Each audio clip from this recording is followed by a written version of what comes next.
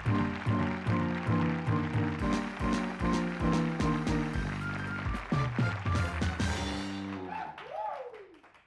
And welcome to movers and shakers. आखिर वही हुआ जो नहीं होना चाहिए था, और वो नहीं हुआ जो होना चाहिए था। जितनी पार्टियां उतने राग, और ये राग कुछ इस तरह के हैं। एक रहन सोनिया, एक रहन मुलायम, एक रहन जया और एक रहन लालू। सोनिया कहन चलो सरकार बनाए, मुलायम कहन चलो सरकार बनाए, जया कहन चलो हम सभी सरकार बनाए, गोमांग कहन आप सब देखो हम कैसा सरकार गिराए। तो एक रहन कांग्रेस, एक रहन एसपी, एक रहन बीएसपी, एक रहन फ्रंट। कांग्रेस कहन हम सरकार चलाएं, 270 कहन हम सरकार बनाएं, 269 कहन हम सरकार बचाएं, और एक कहन हम सरकार देंगे हटाइन। इनके नंबर गेम से कोई आएगा तो कोई जाएगा, लेकिन आपका ये शो कहीं नहीं जाएगा। चाहे कुछ कर लो। So don't go away. Our guests tonight are Raghuveer Yadav and Bharvi Jaikishan. But before that, I give a big round of applause to Cherokee and the Rubber Band.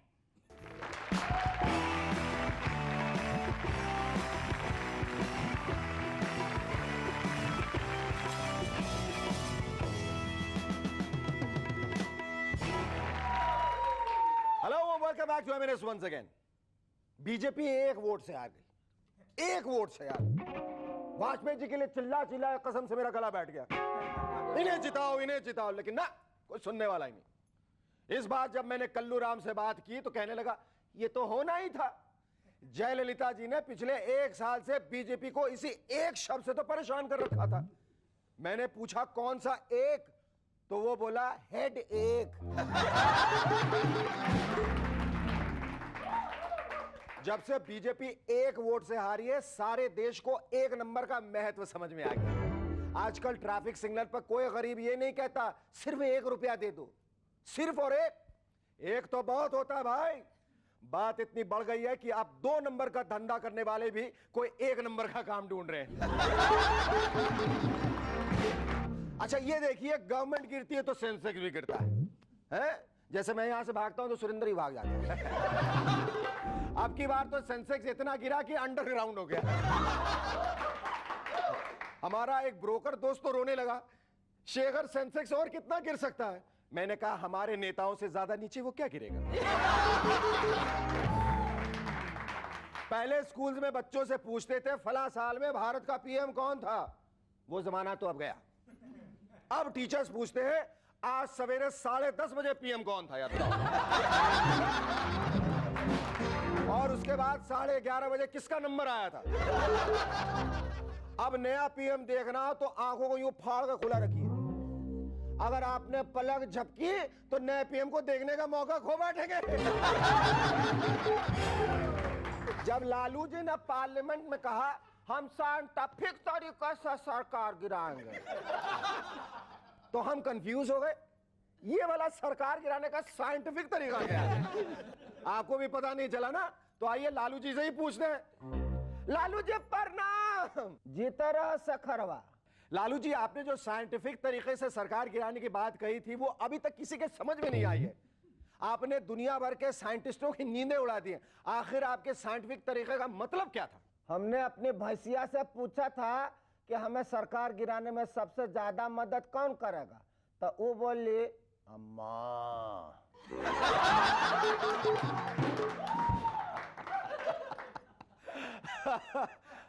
और आपने अम्मा के साथ मिलकर सरकार गिरा दी?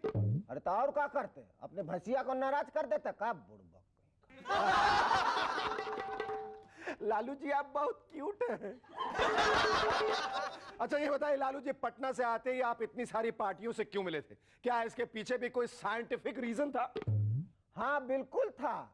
जब हमने भैंसिया पर बैठी तमाम मक्खियों से पूछा कि हमको कौन सी पार्टी का समर्थन जुटाना चाहिए, तो सब मिलकर भिन्न भिन्न करने लगी। लालू जी आप बहुत स्वीट हैं। तो अब समझ में आया कि भिन्न भिन्न पार्टियों से आप क्यों मिले थे। भाई वाह, क्या तरीका निकाला लालू जी। लेकिन लालू जी, ये साइंटिफिक तरीका क्या है वो आपने अभी तक नहीं बताया। ये हमरा अपना मैथमेटिक्स है। अच्छा ये बताओ 1 into 1 कितना होता है? 1 into 1 1 और हाफ प्लस हाफ कितना होता है? 1 और 100 minus 99 कितना होता है? डिफिकल्ट सवाल। 1 और 532 डिवाइड बाय 532 कितना होता है? 1 शाबाश सखरवा, तुमको हमरा साइंस कितना जल्दी समझ में आ गया रे। तुम तो निरा फूल निकला। लालू जी, हमने आपको स्वीट कहा, क्यूट कहा, आपने मुझे फूल कह दिया। हमरा मतलब वंडरफुल। Good bye, Tata.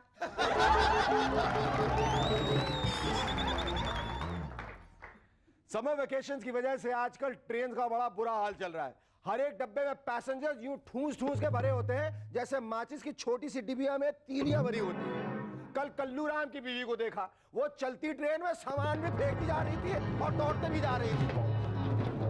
पहले सूटकेस, फिर बड़ी सी गठरी, फिर एक होल्डॉल और आखिर में खुद भी लपक कर डिब्बे में चढ़ गई।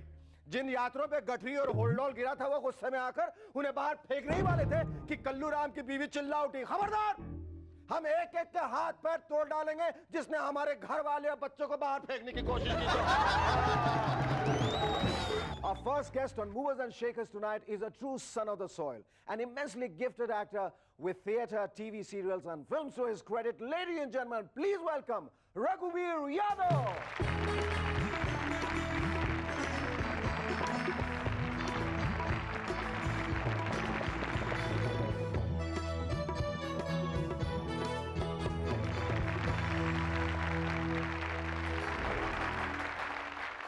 अच्छा रघुवीर, तुम ये बताओ, नहीं आप ये बताइए, ऐसा करता हूं दोनों रेफर करता हूं, आप भी तुम भी, क्योंकि तुम मेरे दोस्त भी हो और आज गेस्ट भी हो। ये बताओ कि तुमने अपनी सहजता और सरलता, ये जो साधारण व्यवहार है वो कैसे बनाए रखा है? वरना बंबई में जो भी बाहर से आता है वो तो प्यादा से फर्जी भयो टेढ़ो टेढ़ हो जाए। दरअसल मैं बॉम्बे ज़्यादा रहती हूँ, भागता रहता हूँ। बंबई अच्छा नहीं लगता? नहीं लगता है अच्छा, लेकिन कुछ दिन के लिए अच्छा लगता है, फिर देखता कि मैं भी टेढ़ा होने लगा हूँ तो बाहर भाग जाता। ऐसा लगता है कि बंबई का असर होने लगा? होता है बिल्कुल बंबई का बिल्कुल। असर? मुझे 2 साल के बाद मुझे पता लगा कि हाँ, तो अपने आप झूठ बोलने लगा हूँ। आप एक छोटे शहर से आए, मुझे कोई बता रहा था कि आप अपने पिताजी के साथ जब कहीं बैलगाड़ी पे बैठ के जाया करते थे तो अक्सर गाने गाते हुए जाते थे। हाँ, तो गाने किस किस्म के होते थे? फिल्मी होते थे, फोक होते थे? फोक भी थे, फिल्मी, ज़्यादा तो फिल्मी गाने का ज़्यादा असर रहा है। मुबारक हो सबको समाये सुहाना। मैं खुश हूँ मेरे आंसुओं पे न जाना, हाँ, टूटे हुए दिल की दास्तान। हाँ, तो वो गाया करते थे। अच्छा मैं तो मार बड़ी पड़ती थी मुझे। क्यों? अरे उठा के फेंक देते थे वो। पिताजी मारते थे। एक बार तो उठा के फेंक दिया तो मैं भूसे पे जाके गिर गया। भूसे पे गिरा, वहीं जाके सो गया। सोया तो मेरी माँ उठा नहीं रही, मुझे लगता कि मर गया ये। अच्छा, तुम शुरू से गायक बनना चाहते थे या अभिनेता? गायक। हाँ। तो काफ़ी कोशिश की, लेकिन पिताजी गाने नहीं देते, तो बोले क्या हमारे खानदान में किसी ने गाने बजाने काम नहीं किया, ये मिरासियों का काम है, तू क्यों लगा? बहुत मार पड़ती थी। अच्छा। लिखेगा पढ़ेगा नहीं। तो मैं मैट्रिक तक तो किसी तरह मतलब छुप छुप के गाता रहा, लेकिन उसके बाद में भाग आया घर से। वहाँ से भाग के ललितपुर आया, तो वहाँ ये अन्नू कपूर के फादर मदन लाल कपूर, उनकी नाटक कंपनी लगी हुई थी, तो मैंने वहाँ उसमें भर्ती हो गया। 2.5 रुपये रोज मुझे मिला करते थे। क्या बात है, 2.5 रुपये। हाँ। और मजे की बात यह है कि मैं जिसके साथ भागा वो प्रोफेशनल भगोड़ा था। अच्छा, उसकी आदत थी भागने की। तो हम जहाँ वहाँ ललितपुर में पहुंचे तो उसने रात को हमने नाटक देखा, 2.5 रुपये का टिकट लेके। अच्छा। और उसके फूफा जी के यहाँ रहे, तो 2-3 दिन रहने के बाद वो फिर वहाँ से भाग गया, मुझे अकेला छोड़ के। तो आदत में शुमार था उसके, भागा वहाँ से। तब मैं अकेला सोचूं क्या करूँ, तो मैं जाके इनके फादर के पास गया, वो उनके मालिक, कंपनी मालिक के पास गया। मैंने कहा जी मैं भर्ती होना चाहता हूँ, मेरे साथ जो आया तो भाग के चला गया, मैं अकेला, मेरे पास कोई काम नहीं है। बोले क्या करते हो? मैंने कहा जी गाना गा लेता हूँ। हाँ। तो उन्होंने कहा सुनाओ। हाँ। तो हारमोनियम मास्टर और ढोलक मास्टर को बुला के उन्होंने बैठाया, कहा गा। तो मैंने गाया उनको। कौन सा गाना गाया? कौन सा गाना गाया? कौन सा गाना गाया था? क्या था? तुझको खुशियाँ मुबारक हुए दिलरुबा, हाथ मल कर मेरी जिंदगी रह गई। तो गाया मैंने इस तरह, जब गाया तो कहते बेटा गाते तो सुरीला है, लेकिन तुम्हारा तलफ़ुज़ बड़ा खराब है। तलफ़ुज़ खराब। हाँ। तो मैंने कहा जी तबले पे गाऊंगा तो ठीक हो जाएगा। मुझे मालूम तलफ़ुज़ कोई तबले से ताल्लुक होगा। अच्छा बोले तलफ़ुज़ का तबले से ताल्लुक है, तबले गाओ ठीक हो जाएगा। तो कहने लगे कि नहीं जी तलफ़ुज़ का मतलब उच्चारण होता है। तो मैं कहा हाँ जी 2-3 महीने में ठीक कर लूँगा। बड़ी शर्मिंदगी हुई मुझे कि तलफ़ुज़ की वजह से। पहले किस किस्म का गाना गाते थे और अब किस किस्म का गाना गाते हैं? तलफ़ुज़ वाला वो जो गलत तलफ़ुज़ वाला था और अब तलफ़ुज़ वाला कैसा? अब तलफ़ुज़ वाला गाने लग गया। कैसे आप आए? मैं दरअसल जब वो मैंने नाटक कंपनी छोड़ी उस वक्त वो बड़ा पतन शुरू हो गया था। वो तो काम ही बिल्कुल बंद हो गया था कंपनी सब। हाँ उस वक्त तो पारसी थिएटर कंपनी सब ख़त्म हो चली थी। तो कुछ करना था तो मैं लखनऊ आ गया। लखनऊ से मैं कुछ वहाँ पपेट थिएटर किया करता था, पपेट भी चलाता था मैं। तो उसके लिए वो शोज़ करता था। फिर वहाँ से बिहार भी जाया करता था। अच्छा। बिहार के भी काफ़ी तजुर्बा बहुत सारे। मैं जिसके साथ जाया करता उसका नाम था महेश। उन दिनों ऑर्केस्ट्रा था उसमें गाना वाना गाया करता था मैं। तो लौट के आए रात को तो चले जा रहे तो घर में कुछ था नहीं। तो हाजीपुर में हम लोग रहते थे। हाजीपुर से चौहट्टा कुछ 2 किलोमीटर का फासला था। बीच में खेत वेत पड़ते थे। तो घर में उसके खाने को कुछ था नहीं। तो क्या एक जगह देखता कहता मैं ठहरो रुको, मुझे गली में खड़ा किया, कहता रुको मैं आता हूँ पेशाब करने जाता हूँ। तो वो मालूम क्यों कैसे गया और जाके और उसी वक्त उठ के आ गया। उसी वक्त उठा और आ गया वापस। तो अच्छा मैं सोच रही इतनी बैठा और उठा ये क्या चक्कर हुआ। तो देखा हाथ में 2 गोभी लेकर उठा। तो गोभी उबाल के बाप रे, तो बहुत गुरु घंटाल चीज थी। अरे एक बार और हम जा रहे थे तो ऐसे ही उसमें तो वो वहाँ पे कुछ वो लड़के लड़की बन के नाचते ना, लौंडा पार्टी कहते हैं जो बिहार में। तो हाँ तो खेत में वो नाच रहा था। कहता सुनिए अब हम आपको क्लासिकल सुनाएंगे। क्लासिकल तो मैंने मजे कहा यार थोड़ा सुनते हैं रुको। तो क्लासिकल गाने लगा। कहता बांके बोल मन बोहिया मरोर डारी, बांके बोल मन बोहिया मरोर डारी रे, बांके बोल मन बोहिया मरोर डारी, बांके बोल मन बोहिया मरोर डा। बीच में एक बैठा हुआ था तोड़ देगा रे का। 1 घंटे से मरोड़ रहा है, तोड़ देगा।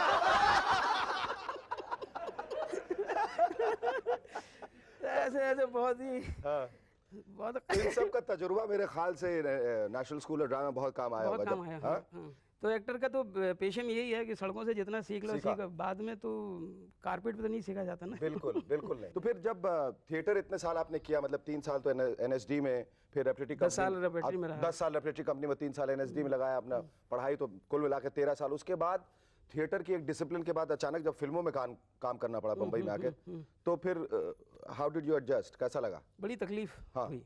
ले दे के एक जैसी फिल्म बनती है, सारी कहानियां देख ली एक जैसी, कुछ नहीं है ना। मेरे ख्याल से इतनी जहमत भी नहीं उठाते कि जाके पढ़ें कुछ देखें, क्योंकि इतनी कहानियां, जितना कल्चर की वैरायटी हमारे यहाँ हिंदुस्तान में बाकी कहीं नहीं मैंने देखा। ये काफिला जो आप डायरेक्ट कर रहे हैं अभी, उसमें डायरेक्ट भी कर रहा हूँ, लिखा भी मैंने। डायरेक्शन का ख्याल फिर कैसे जागा? ये रोल क्या है, ये पारसी थिएटर ही है, वो नाटक कंपनी है जो गांव-गांव में जाके। हाँ अच्छा। तो उसमें करीब कुछ जो बूढ़े हो गए हैं उनकी जिंदगियां हैं, और जो फ्रस्ट्रेशन उनका, किस तरह से जवानी में बहुत ऊंचे कलाकार हुआ करते थे, बाद में धीरे धीरे उनका जो पतन शुरू हुआ, उसको लेके, क्योंकि मैं 6 साल इसमें रहा हूँ इस कंपनी में, पारसी थिएटर, तो उसी को मैंने लिखा भी वही। अच्छा। और उसका म्यूजिक मैंने किया। अच्छा, वो पारसी से पेप्सी तक कैसे आ गए? वो मैं रजत मुझे जानता है, रजत के साथ मैंने और भी गाने गाए हैं 2-3 फिल्मों में। अच्छा।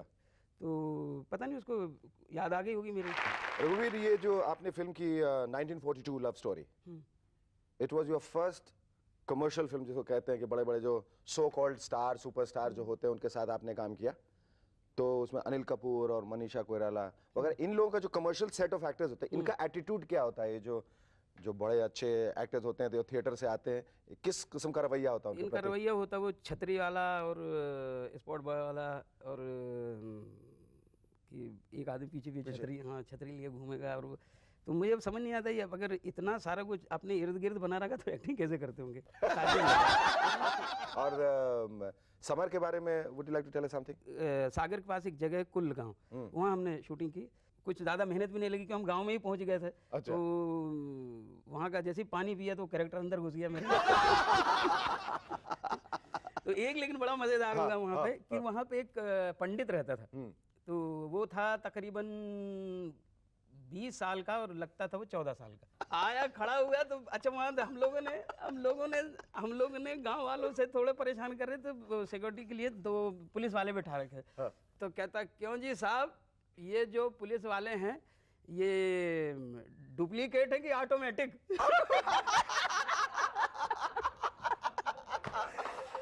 कि जी डुप्लीकेट है कि ऑटोमेटिक? बोले पता नहीं लगता है तुम्हारी फिल्म वालों में क्या डुप्लीकेट और क्या ऑटोमेटिक है। Thank you, Raghuveer. It was wonderful talking to you. Our second guest on M&S tonight believes in cutting her coat according to the cloth. Ladies and gentlemen, please welcome one of India's leading fashion designers, Bhairavi Jayakishan.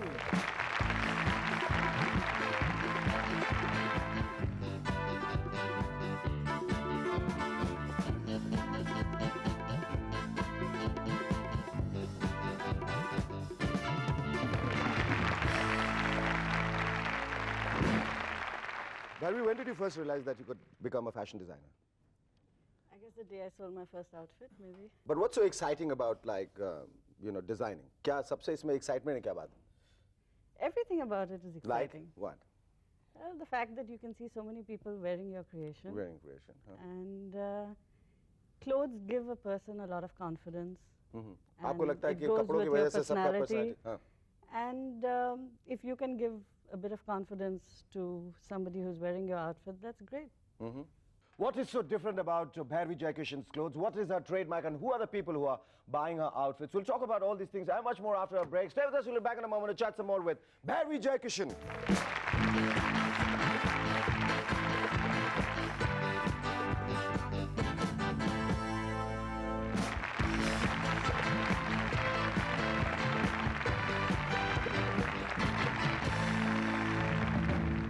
Hello and welcome back to M&S once again. Okay, tell me, who are the people who buy your clothes? A lot, I hope. I mean, who are the special people? Are there any celebs who keep coming back to you to buy your clothes over and over again? We have a lot of, there are celebrities, there are film actresses, Film there are actors. normal people. You design only for women or men, both? At the moment, only women.